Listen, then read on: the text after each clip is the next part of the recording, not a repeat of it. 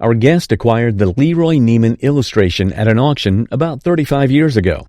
This piece was donated by Hugh Hefner as part of an article Neiman wrote about his travels to Morocco.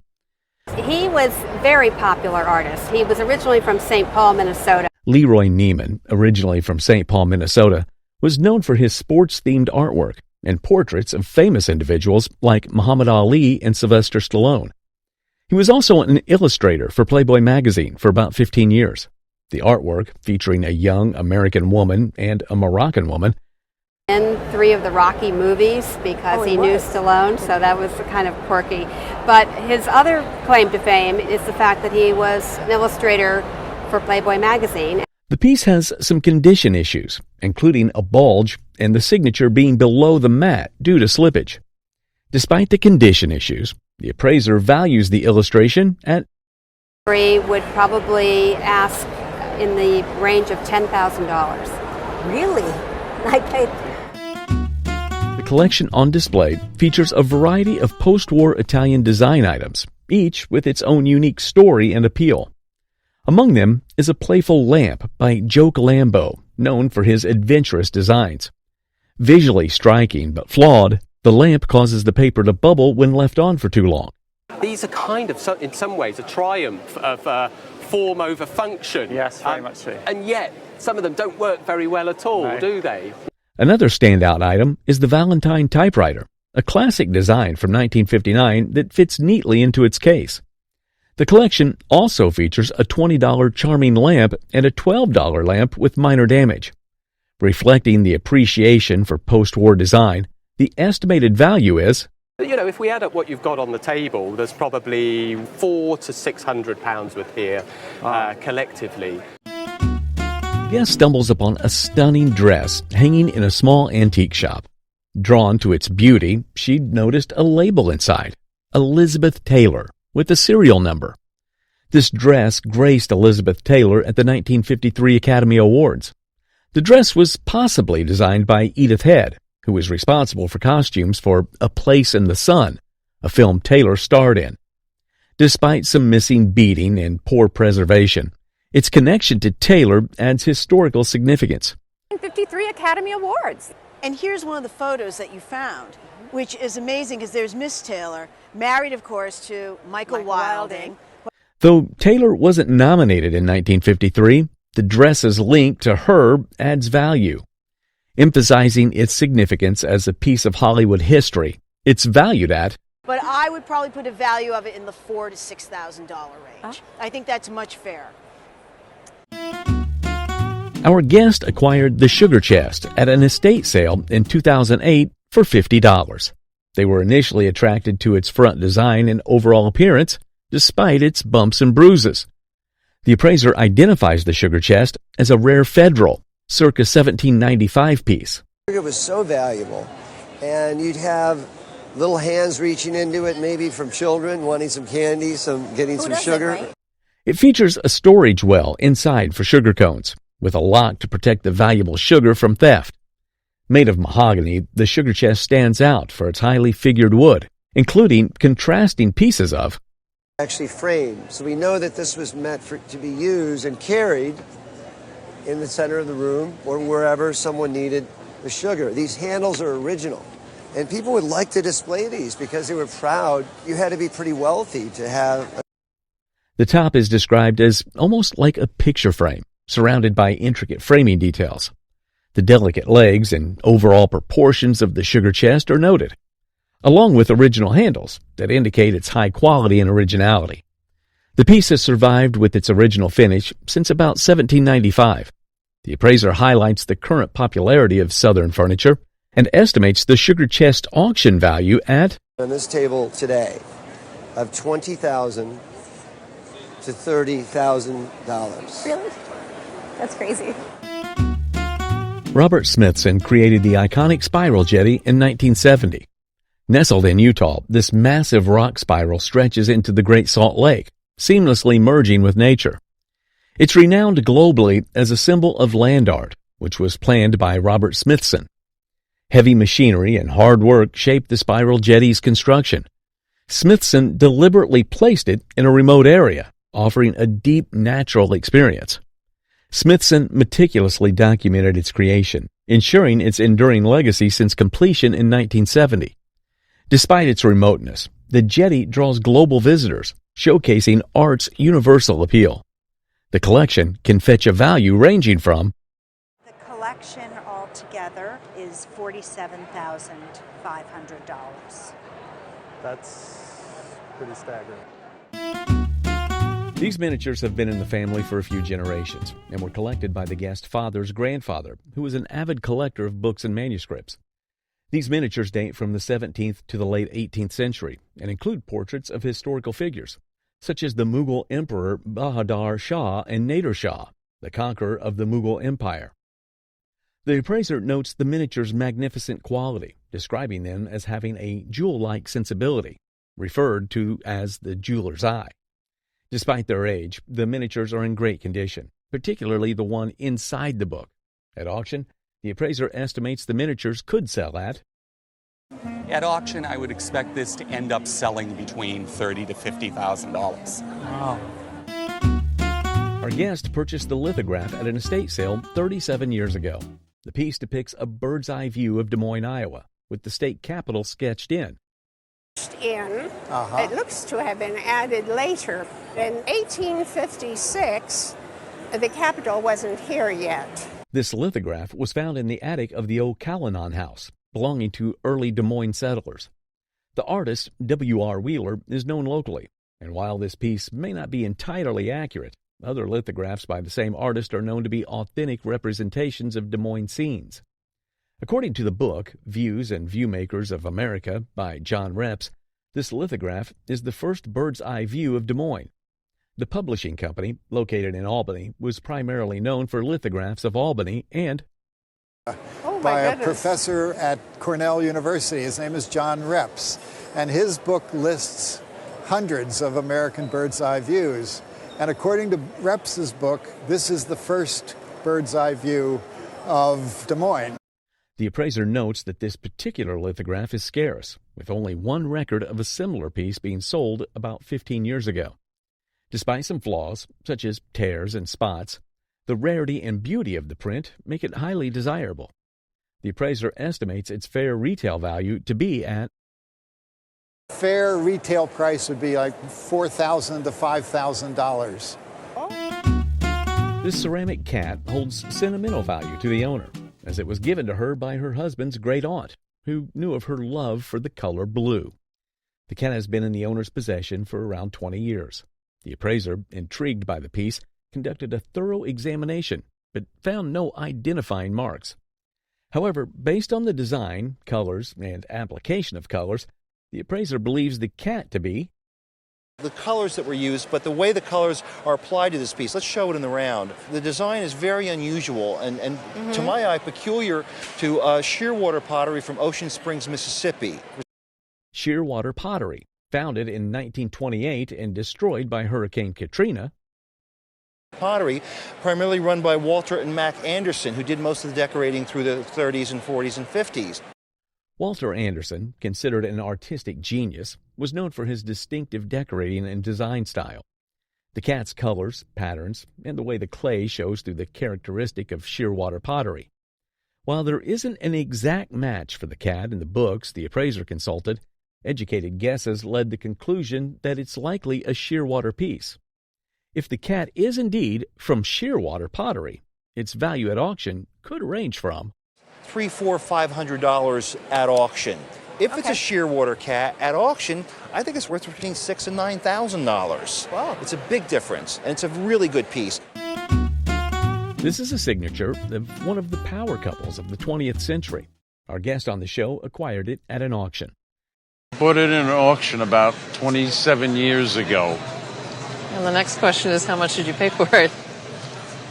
Believe it or not, it started at $300 the bidding, and I got it for $400. The manuscript bears the signatures of John Lennon and Yoko Ono. Lennon was an English singer, songwriter, and musician, renowned as the founder, co-songwriter, co-lead vocalist, and rhythm guitarist of the Beatles.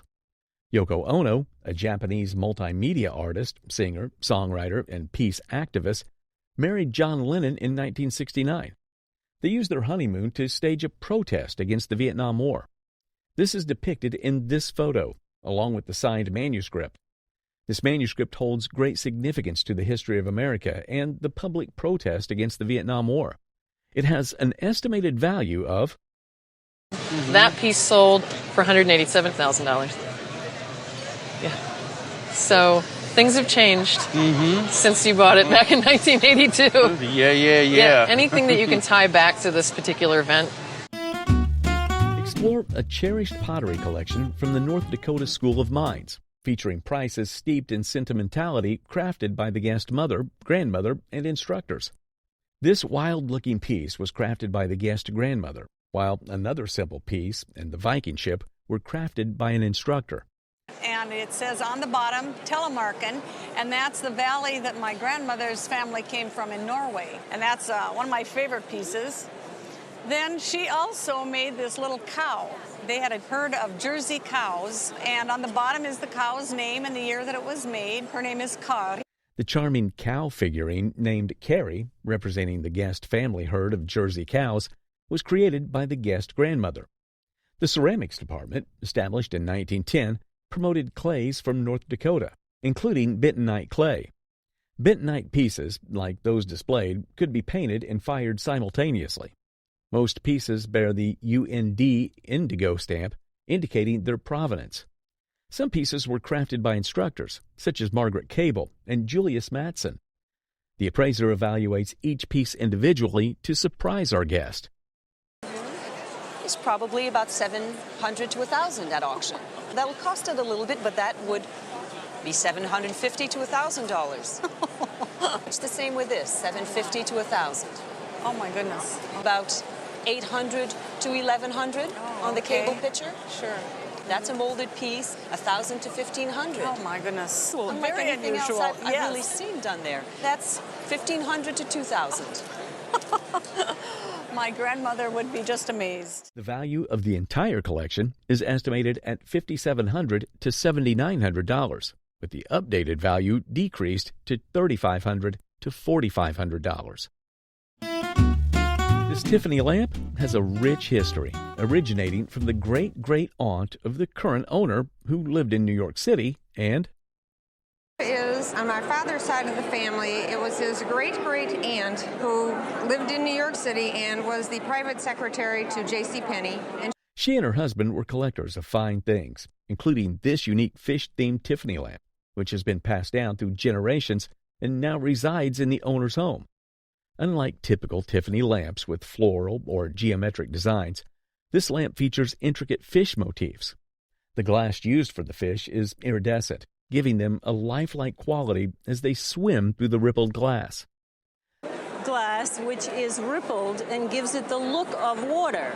In addition to that, it has these little jewels of glass. The lamp also incorporates colorful glass jewels and a variety of glass textures, including striated and multicolored glass, adding to its visual appeal. The lamp's base is signed with Tiffany Studios markings, indicating its authenticity. While the socket has been replaced, the value of a Tiffany lamp lies primarily in the shade rather than the base. Despite never discussing its value, an earlier appraisal valued the lamp in the upper 1920s. However, the appraiser reveals that due to its rarity, unusual form, and unique style, the lamp could sell for would sell on today's market in the vicinity of $100,000. It's a wonderful lamp. You think your family would be surprised? Yes. At first glance at today's item, you would think it was created for royalty. Well, in ancient China, it was created for people of high status, and since this bowl was made from Jadeite, a rare and highly revered type of stone, it is surely high quality. Dynasty from beautiful multicolored Jadeite, which was a highly revered stone in China that started to be carved in about the 18th century. The bowl was likely made between 1890 to 1920. We also have here a type of wood called rosewood, which serves as an anchor and support to properly hold the prized Jadeite bowl. Since Jadeite is a type of stone used to create items for the upper class of ancient China, This bowl fetches the auction price of... At auction, currently, this piece would carry a pre-sale estimate of $40,000 to $60,000. You're kidding. Here we have a baseball dating back to the 19th century. Our guest inherited it from his grandfather. Go by my grandfather. It was given to him originally by a groundskeeper that worked for Ebbets Field, which was in Brooklyn, New York, where my grandfather's originally from. They moved to Florida and... This baseball was used for the commemoration of a baseball game in 1859. They would commemorate their games and celebrate that they played a game by stamping it as such. But here's what makes this ball interesting. The baseball game featured the Brooklyn Atlantics, established in 1855. They became one of the founding members of the National Association of Baseball Players. They were also the first champions of an organized baseball league. This ball, although in poor condition, holds significance in the foundation of baseball in America today. And at auction, it will be worth... At auction, this ball has a value of $20,000 plus. Really? Wow. Yeah. We are presented with a vintage Rolex Explorer 2 watch, acquired by this guest from a friend in the early 1980s. I showed it to him and he says, "That's one of those Steve McQueen Rolexes." So I thought, This watch is crafted from stainless steel and acrylic crystal glass, specifically designed for cave explorers. It also features a 24-hour bezel, and the hands on the dial are notably large, enabling easier sighting.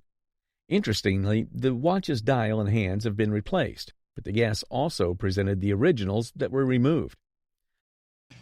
And because they've been packed away, the color is wonderful and vibrant. So affectionately known as Steve McQueen, a reference 1655. Furthermore, this watch is known as a Steve McQueen, and the serial number indicates it was made in 1972. The remarkably preserved condition of this vintage timepiece is truly intriguing. Such an intricately designed piece would, at auction, fetch a tidy sum of... And the original hands, and with the box and papers, all of a sudden this watch goes from $8,000 to $12,000 to being $18,000 to $24,000. I'm going to need a security guard, Kevin. We can get that for you. Okay. Here we have an outstanding piece of jewelry. Our guest inherited it from her mother. It belonged to my mother, and she bought it probably in the early 50s from Louisiana. This ring is of American origin. It was made of gold of at least 14 carats, with platinum tops which surround the diamonds. It is set with sapphires, totaling 12 1/4 carats, and European-cut diamonds of about 6.5 carats. This unique and rare piece of jewelry dates back to the early 20th century. It's in excellent condition, and its value is estimated at... Without knowing its origin, a fair auction estimate is in the range of $30,000 to $40,000. Oh my, how exciting. This unique pottery vase was passed down to the guest from his mother. Crafted in 1890 by the renowned French glass artist Almar Walter, this ceramic vase is quite unusual. While the artist was known for his expertise in glass art, Walter worked in Nancy, France. Probably this piece would have been dated around 1900, maybe a little bit before. And mostly what we see on the Roadshow are Pat de Verre pieces, which are actually glass pastes. This piece demonstrates his versatility in pottery making. Glass paste forced into a mold and some really amazing creations. We see a fair amount of that. I think, from what I can tell talking to my colleagues, this may be the first piece of A. Walter pottery that we've seen on the Roadshow. Featuring soft pastel colors and deep, long lines, this charming vase resembles the aesthetics of glasswork. With its high level of skill and uniqueness, this beautiful piece of pottery, at auction, would bring... Okay, well, it's not too far off. I think probably an auction value on it would be more like $900 to $1,200. Okay. Many great pieces of art have iconic names, but this particular one, nicknamed Granny Grump, is as unique as it is thrilling. Attributed to being drawn by Sheldon Peck, there's a uniqueness that you can attribute to this particular painting. And he cleaned the whole area. We weren't even aware of the fact that she had this either bow or hat on, and at first we could only tell that she had a little bit of this white sort of bib on. You can see that aside from the obvious grumpiness, there's also a gaze in the sitter's eye, which is characteristic of Sheldon's paintings. The painting was probably created between 1830 to 1835 and is likely depicting some sort of special regional characteristic or costume type. Only a few artists have subtle details that can be used to identify their paintings, which is why this particular masterpiece auctions at... The price at auction would probably bring around $30,000. Wow! I'm impressed. It's going to go right back where it was, and it's going to stay there. This Roseville sunflower vase sparked a significant interest in American ceramics after a Peter Mayle's A Year in Provence was published. The vase boasts lush sunflowers against a backdrop of rich greenery. After spotting a similar vase in a book, the guest discovers one in their lakeside cottage. Guest cabin? Yes, it's in a cottage that we have at the lake. I saw a picture of it in a book, and I said to my husband, don't we have a vase like that? The vase bears a paper label with the number 492. The paper label, a typical Roseville mark from the 1920s, suggests the vase dates to around 1925 to 1930. The vase's value lies in its strong mold and exceptional example of the sunflower line. Despite some one-of-a-kind trial pieces that may exceed its rarity, it's valued at Valuation somewhere between $2,000 and $2,500 on a pot like this. This rare and captivating wall map showcased the rich history of America. A true treasure from the early 19th century, this piece was crafted by a professional American cartographer, Osgood Carleton. Carleton created this map as an update to his 1791 version. This is from around 1806. His information, especially in New England, which is where he studied and where he did most of his work, is very, very detailed, very up to date. What makes this map particularly valuable is its early date, making it one of the earliest wall maps of the United States. Issue with this map. It is fixable. You are missing some surface. If you look up in this area, especially where it's gotten worn, but there's really not much printed information. However, Carleton's detailed information, especially in New England where he studied, adds to its appeal with the price value of how it comes. Now, if it was in perfect shape, you're talking about maybe $16,000 map. Wow, I had no idea. Guest brings in a fascinating mechanical apparatus resembling a hospital bed. It is a concept model with a crank for adjusting the back and detachable cushions. The guest grandfather, a 1918 graduate of the Medical College of Charleston, got it from an inventor friend. My granddad was a doctor who graduated from the Medical College of Charleston in 1918, and among his associates... The item bears patent papers dating back to 1909, indicating its age and significance. It is a marvel of mechanical engineering, possibly created to interest a manufacturer. It is intricate, like a salesman sample, but lacks maker's marks. A salesman sample is always going to have some identification marks on it, the maker. This is an intricate model, probably made to interest a manufacturer. Though its mass production is uncertain, its complexity and craftsmanship make it highly desirable. Its value at auction was estimated. I would say at auction, this could easily bring $3,000 to $5,000. Wow. And I thought it was a toy. Neil Ball's place in baseball history is secured not by a plaque in Cooperstown, but by a loving cup and a cherished family memory.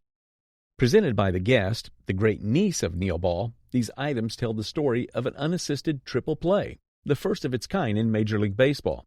Ball, a utility player who bounced around the league from 1907 to 1912, etched his name in the record books on July 19, 1909.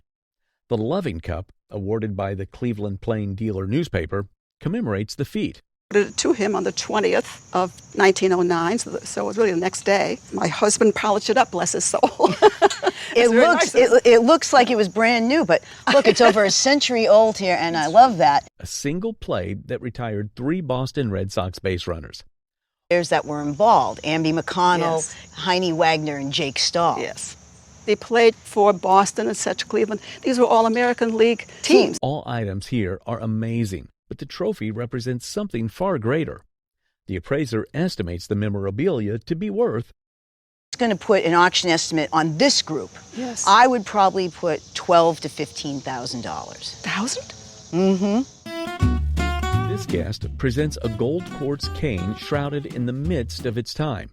Its origin is identified in Camden, Arkansas, and its creation sometime between 1927 and 1928.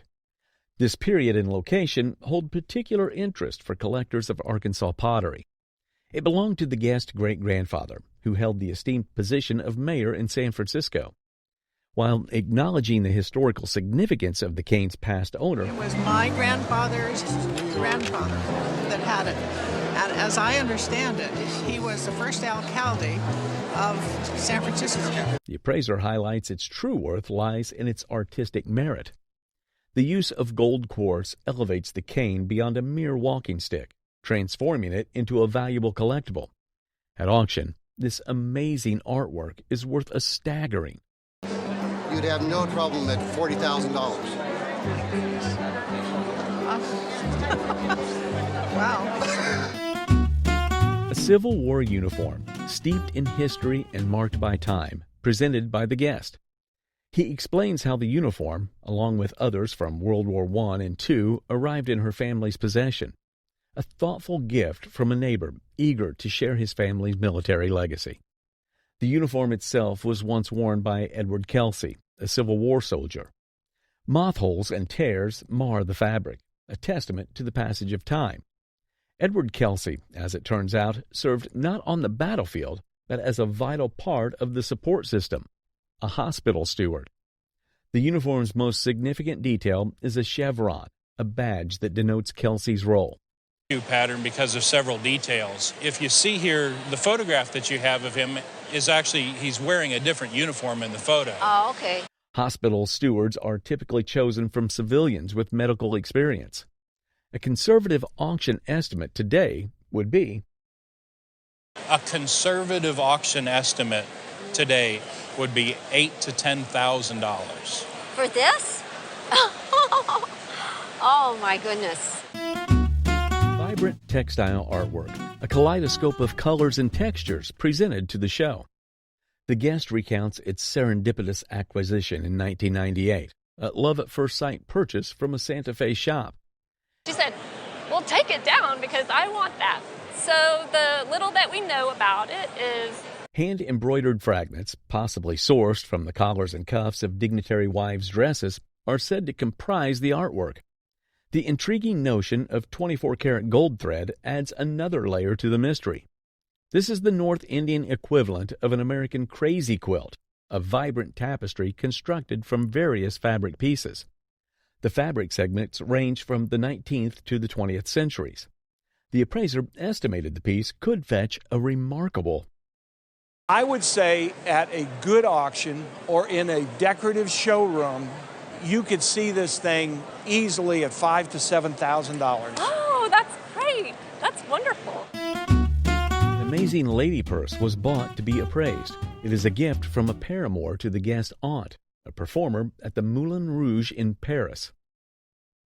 The absence of a signature, a hallmark of Cartier's meticulous branding, indicates that it is not a Cartier creation. Their company made it for them, so I don't think it's Cartier, but I think it's fabulous. A closer look unveils a hidden story within the unfinished compartment. The intricate floral design is the result of painstaking craftsmanship, pierced meticulously by a jeweler's saw and then engraved. The rich gold tone undergoes testing, revealing it to be 14 carats, adorned with diamonds and sapphires. The appraiser estimates the piece's creation around 1890. At auction, it would be estimated in the range of... I think that this would sell somewhere in the range of $3,000 to $4,000. Very nice. Thank you. You're welcome. Only a few people in the world could draw an oil painting like Frank Schoonover. With this being no different, we can see the painting represents action and life. This was one of the distinct features of Frank's paintings, and he always had the inspiration to draw beautiful illustrations such as this. And early on, he became quite successful doing covers for magazines and books and illustrations for stories and magazine stories. Unlike many artists who lack the credibility to back up their expertise, Frank was privileged to learn from one of the great American illustrators, Howard Pyle. Death of Empire was the title of the story. It's a wonderful illustration. This experience went on to shape Frank's painting career. As the illustration market is a booming one in the antique world, this painting auctions at an estimate of, again, easily and perhaps conservatively, I would say an insurance value of $75,000. Oh, great. A collection of vintage professional sports pins were exhibited by this guest. He inherited the collection from his grandfather, who was a sports writer. Included in this collection are sports pins from 1936 to 1953. This collection encompasses World Series, NFL championships, and All-Star games spanning multiple years.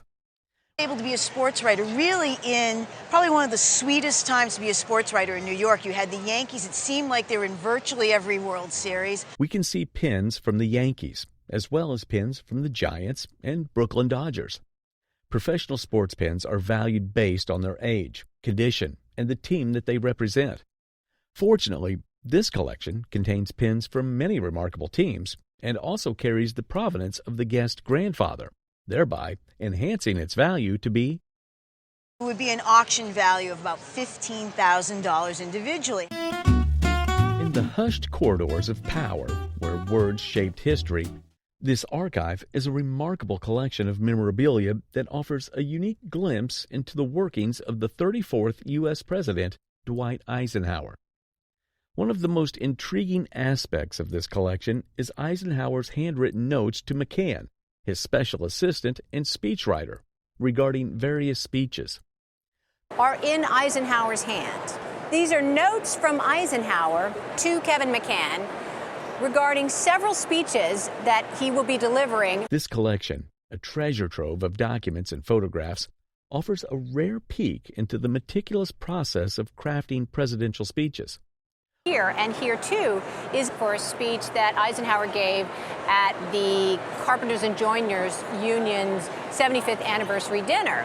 Overall, every piece of this archive tells a story of dedication and artistry in shaping the words of a leader, and its worth is, I would give this collection an auction value of $3,000 to $5,000 for the group.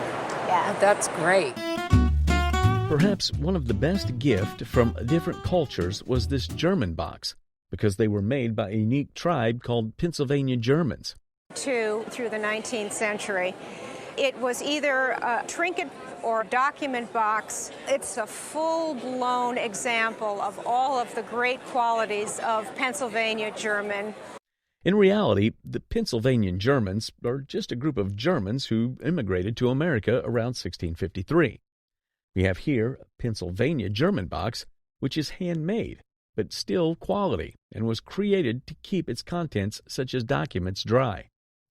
Drawings are also situated on the box and were surprisingly made with compasses. The decorations were also expertly crafted to make sure it covered the whole box. For an item both old and durable, this historical box would auction at Auction value of this piece, small ones tend to sell for $5,000 and $6,000 and $7,000 and $10,000. Would probably be worth somewhere between $15,000 and $25,000. Wow. So I am really thrilled. I'm afraid to carry it. Now you have to drive really carefully home. In a stroke of luck, this guest found this frog bank while setting mouse traps around her house 20 years ago. Trap down and I'm crawling back out and I looked up and it just an odd shape caught my eye. This mechanical frog bank was made by the J&E Stevens Company in Cromwell, Connecticut. Furthermore, this particular bank was one of the earliest made by J&E, circa 1873. Called the Frog on Latticework Bank, this is a fascinating piece. The frog bank was crafted from iron. It features a pink latticework around it. Most of the time, the lattice work is in different colors. Pressing the frog's foot opens its mouth, where a coin would be placed to save it. Over time, this piece has lost some of its colors.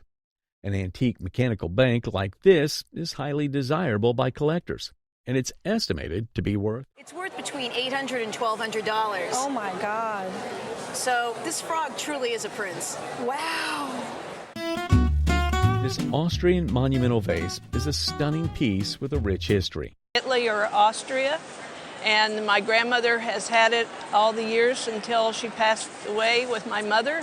Standing at an impressive 22 inches tall and about 6.5 inches in diameter, this vase is a true testament to exquisite craftsmanship.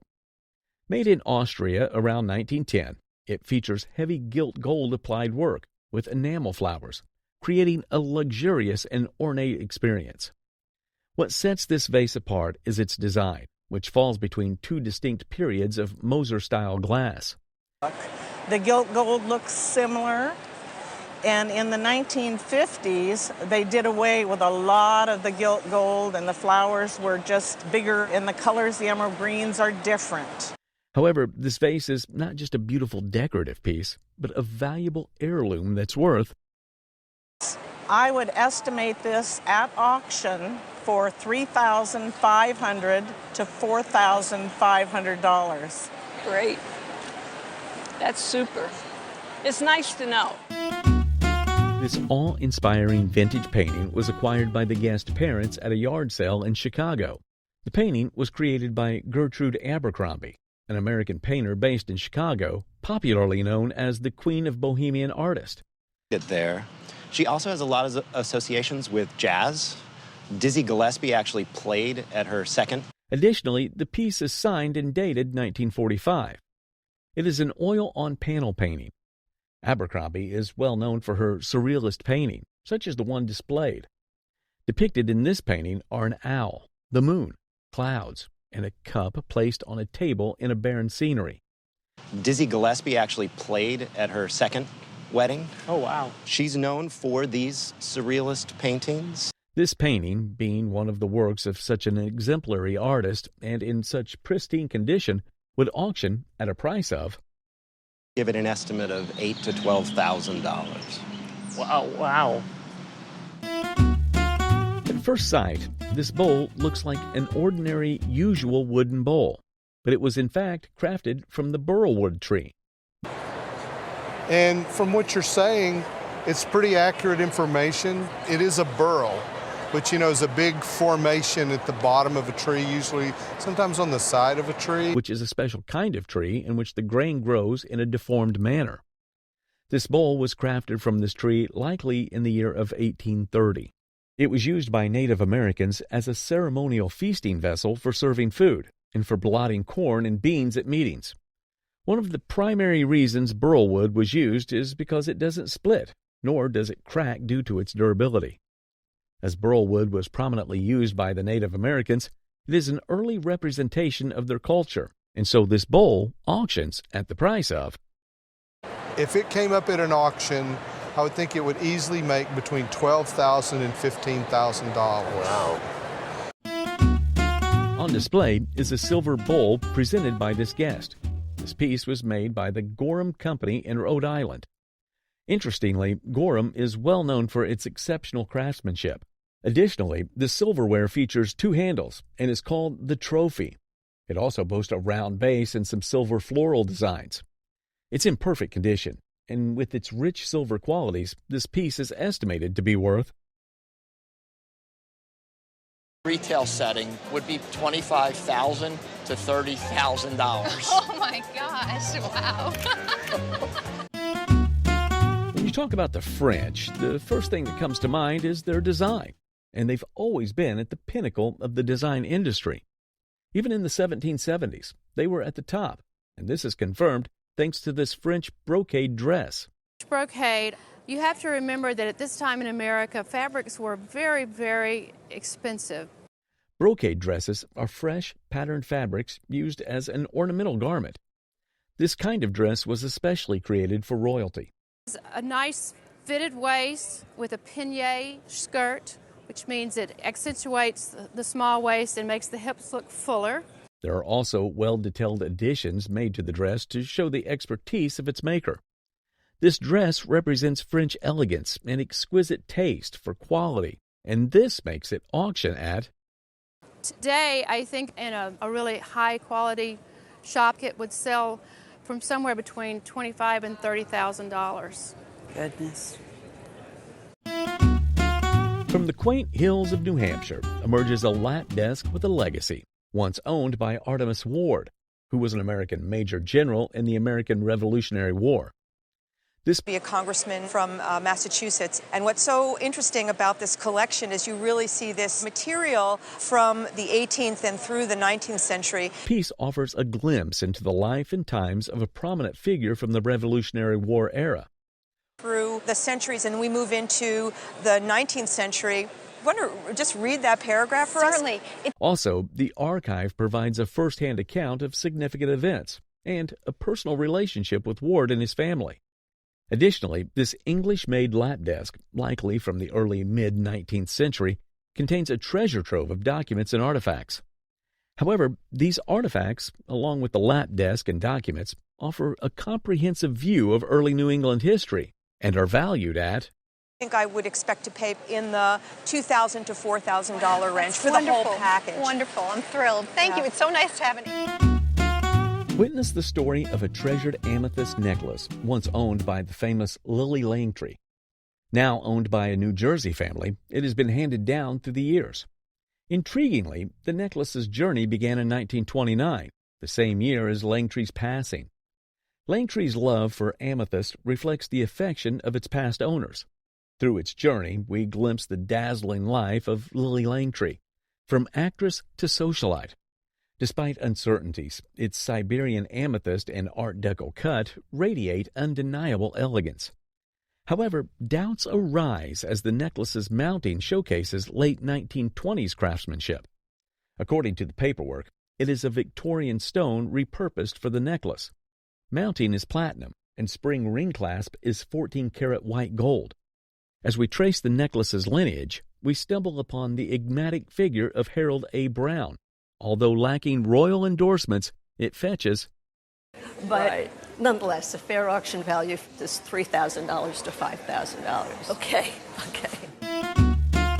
The guest presented a powder horn they acquired through trade, mentioning his family's history as horse traders and his own experience trading various items since the 1960s.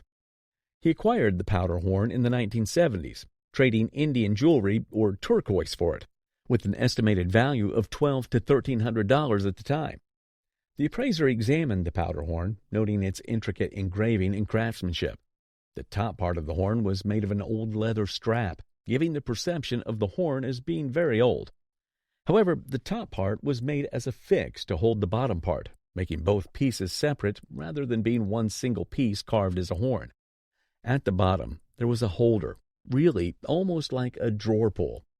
He concluded it was a modern creation, likely made by combining parts from different sources. Despite its modern origin, the appraiser acknowledged its artistic value and estimated its worth at... It's probably worth $1,200 to $1,500 in today's marketplace to a collector who would say, wow, this is a beautiful, beautiful copy. Widely regarded as one of America's greatest presidents, Abraham Lincoln was celebrated for many key achievements. But what many folks don't know is that in 1860, a life mask of him was made. Lay there for over 30 years. This is a life mask of Abraham Lincoln. Although odd, at the time, life masks were created for record keeping, and it was believed that from a life mask, the skull and facial features could be used to explain an individual's character. Of course, we can see that it was created by an expert, as it closely resembles the real figure. As such, for the accurate representation of an icon of American history, the life mask will auction at... I would estimate that this would probably be worth somewhere in the $1,500 to $2,000 range. Good gracious.